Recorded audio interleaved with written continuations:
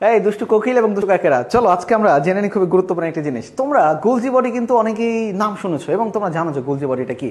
তো গোলজি বডিটা সারাটা জীবন বই দেখে পড়েছো এবং বইয়ের কিছু তথাকথিত ভাষা দেখেছো আর কি তোমরা। কিন্তু গোলজি বডিটা দেখতে কেমন, চলো সেটা আমরা একটু দেখে নিই, তাহলে খুবই সহজে মনে থাকবে। আচ্ছা, তাহলে এটা হচ্ছে কিন্তু আমাদের দুইটা কোষ, এটাকে বলা হচ্ছে আমাদের উদ্ভিদ কোষ এবং এটা হচ্ছে প্রাণী কোষ। দুই কোষে কিন্তু গোলজি বডি থাকে। তাহলে চলো সরাসরি চলে যাই আমাদের গোলজি বডিতে।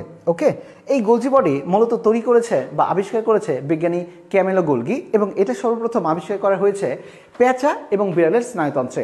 এবং মনে রেখো, এই গোলজি বডির কিন্তু তিনটা অংশ রয়েছে। একটি অংশকে বলা হয় সিস্টার্নি, 2 নম্বর অংশকে বলা হয় ভেসিকল, 3 নম্বর অংশকে বলা হয় ভ্যাকিউল। এখন সিস্টার্নি কি জিনিস? সিস্টার্নি হচ্ছে চ্যাপ্টা থলের মতো। ওকে, ভেসিকলটা কি? ছোট ছোট দানা। ওকে, আর ভ্যাকুলটা কি? ভ্যাকুল হচ্ছে একটা গহ্বর। ভ্যাকুলটা কি? একটা গহ্বর। চলো আমরা একটু দেখে নিই। এই যে যে অংশটা দেখা যাচ্ছে, এইটা কিন্তু হচ্ছে আমাদের কি? এটা হচ্ছে কিন্তু আমাদের একটা গোলজি অ্যাপারেটাস বা গোলজি বডি।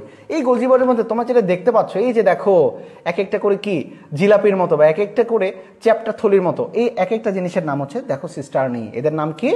সিস্টার্নি। ক্লিয়ার?